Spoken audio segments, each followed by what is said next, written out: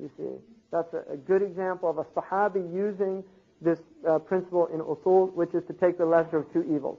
He needs to divert Omar. And so he's saying, well, first take care of your own family. Go, your sister Fatima and her husband Sa'id are Muslims. What? You know, this is the first he's heard of it. Boom, he sets off for their house. Khabbab is there teaching them from Surah Taha, which has just been revealed. Here's an interesting proof that these Sahaba were learning everything. This was the latest revelation. There they were in their houses studying. So they're devoted to studying what's being revealed to them. Here's a strong proof that this is what they were doing. Right? He goes to the house and Khabbab hides. Sa'id, she tucks the parchment under to hide it from him. And Sa'id, they're very nervous. Omar's known for his temper. He's really upset. What were you reading? And she says, nothing. I know you're reading. What was it? Give it to me. She's upset. He slaps her, causes some blood to come. Here's a sign also that Omar he's a compassionate man. He's not a bad man, but he's got a really bad temper. And he knows he's done something wrong. And that's his sense of justice. I shouldn't have done that. And that's obviously what a lot of people with anger, with tempers do, that are good people at heart. They feel bad after they lose their temper. So this is what he's done. And then he wants to see it. She says, you can't, you're unclean, go do wudu. So he teaches, tells him how to wash. He reads it, and he says, Wallahi, there's nothing like this. And then Khabbab now comes out, says, SubhanAllah, I heard the Prophet make a dua to make you a Muslim. Right? And so he says, well, let me go to him. So they go, and Hamza's there. They're in the house of Arqam. Hamza's there. They knock, and they're saying, it's Omar. You know, he's got a sword. Hamza's not worried. He's an older man. He's much more adept at fighting. And he says, let him in. If he wants a war, we'll give him a war. If he wants peace, we'll give him peace. And he says, I'll kill him with his own sword. Right? So he comes in and he sees the Prophet ﷺ and he becomes Muslim. The Prophet ﷺ says, Allahumma shrah sadrahu lil-Islam. And Sayyidina Umar immediately, he goes out, he thinks, who is the worst person that I can think of against this? And it's his own maternal uncle, Abu Jahl. So he goes right to his door, knock, knock, knock. Abu Jahl opens it. Ya ibn ukhti, you know, son of my daughter, you know, the Omar, up-and-coming hater of Muslims.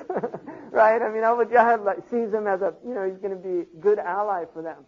He says, what news do you have, right? I just wanted to tell you, Ashhadu an la ilaha illallah, Ashhadu Muhammad Rasulullah. You know, Allah curse you and curse your greeting, slams the door in his face. He goes to the masjid, prays at Kaaba, tells Hamza, let's go down there. Were they going to pick on us? Right?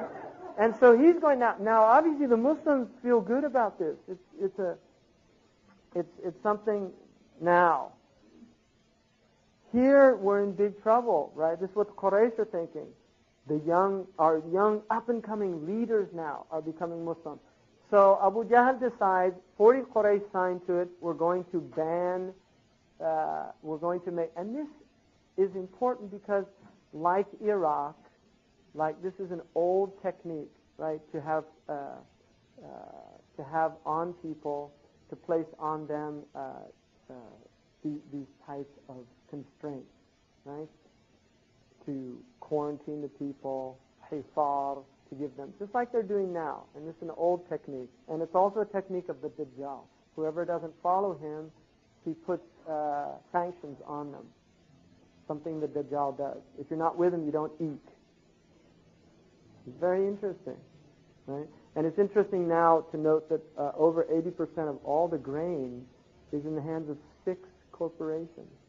And what they're doing now is their biotechnology now. They're developing seeds that will only produce one time.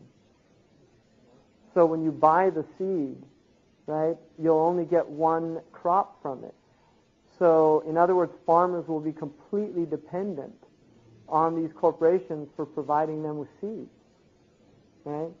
And one of the things about this country people don't realize, between 1981 and 1995, over 1 million farmers have lost their land. Small farmers. 1 million. small farms, gone. It's all agro-business. And the next wave is bioengineering. So that's what they're all doing now. They're working on all these grains that they can control. So this is an old game. And this is what they do.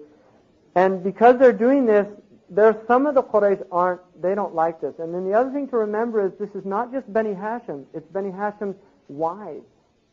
And the wives are often, they're Sahmites, they're Shamsites, they're Makhzumiyah, they're from different tribes. Khadija herself is from, right? And this is why when her nephew goes to bring the grain and Abu Jahl finds him, where are you going? When Abu Bakhtari comes, he's an Asadi, he said, what's it to you? He's taken grain to his aunt. It has nothing to do with you. In other words, the ban's against Bani Hashim. It's not against the Asad. What's it to you? And Abu Jahl says, what are you in on this for? This doesn't have. He's an Asadi. Boom. He picks up a piece of bone and smashes it over Abu Jahl's head. Hamza comes by and obviously he's delighted, right? But the point is, there's a lot of tension now. It's not just amongst the Muslims against the mushriks. The mushrikeen are starting to fall apart, right? So there's real tension going on, and this is what's going on for 3 years. This ban, it starts in the 7th year of Hijrah, of the Bi'tha, and it's going to go to the 10th year. Some say 2.5 years, but it goes on for a long time. And they have to eat at a certain point. Bani Hashim's eating leaves from trees and shrubbery outside of Mecca. So they're really suffering. And the people that are with them are suffering. And Abu Bakr during this time loses all his money. He was a wealthy man, and he's just spending it for the sake of Allah. What would happen is when the caravans come in, the Muslims would come to buy things. Abu Lahab would be there, who's a Hashimi, but went with his cohort. He went against his own family. Bani Hashim. He went with his cohorts. He tells them, no, raise the price. So they raise the price so high that the Muslims that are not Hashemites can't even buy them because most of them are poor. And so this is a very serious time for the Muslims that's going on. And one of the things that happens at a certain point, and this comes from Hisham, who goes to Abu Bakhtari.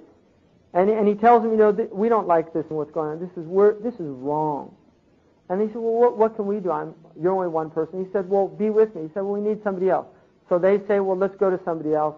And they go to Mut'im and then Zam'a. So they get 5 of them all together.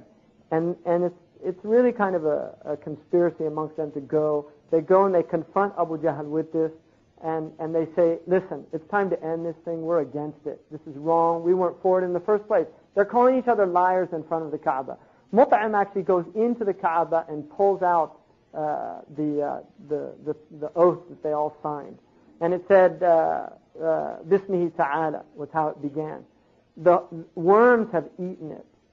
The araba, the termites have eaten it, and all that's left is Bismihi Ta'ala.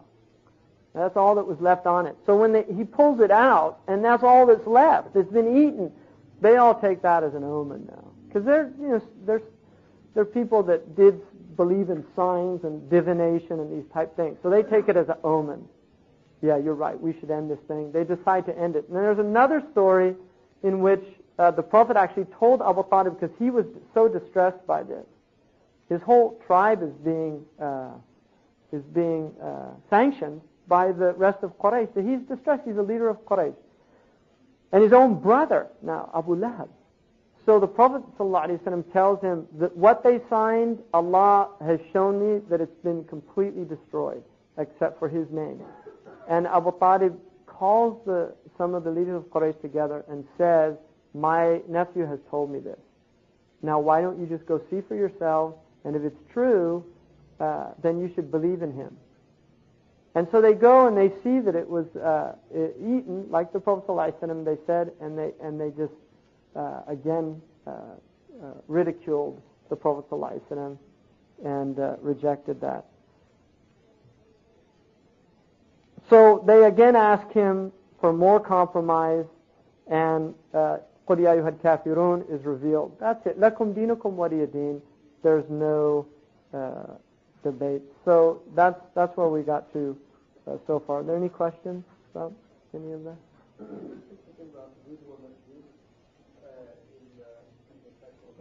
Right. Some say that they're jinn. There's a difference of opinion about that.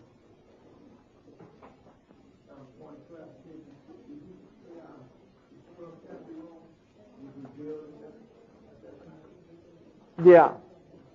It was actually revealed when they asked to share the deen. So Allah said, لَكُمْ دِينُكُمْ وَلِيَ دِينِ. The letter to the Prophet, did that come before they made hijrah to Ethiopia or after? There were two groups that go, and the Prophet ﷺ did send a letter to Najashi. The hijrah would have been first, but I'm sure, I don't know, but I'm sure the Prophet ﷺ would have sent a message, greeting. I mean, that would have been protocol. Also, within that letter, he refers to Ruhullah. That's one of the names of Isa alayhi salam. But that's, Khomeini was the middle name of Ayatollah Khomeini. Ruhullah.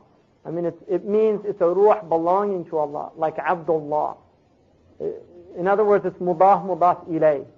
When you say Ruhullahi, it's possessive. It doesn't mean Allah's ruh. It means the ruh that belongs to Allah. Because you can use the idafa both ways. You see what I mean? Yeah.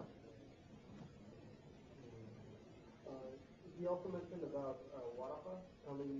Yeah, I don't know. I don't know where he got that. There's probably a source for that. Waraqa dies very shortly after the beginning of the revelation. So. Why did Najashi write on the paper? He was trying to hide him? Because he was a king. He was a king, and it was a tawriya. It was a way of dealing with dissidents. He was a very wise man, and in Sharia, it's permissible in order to avoid fitna and to avoid bloodshed and these type things, to use tawriya, which is what he did. So it was obviously his call, in a sense. In other words, was there a benefit? Because he reminded them, have I been a just ruler? Is your life good under me? And they said, yes, absolutely. But he probably saw that if he came out, accepted the Prophet ﷺ openly, it would have led to a civil war. And that would have been worse than him concealing his iman.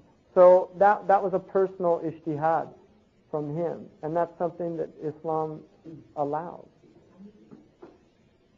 Any other? What time is it? It's 12 already?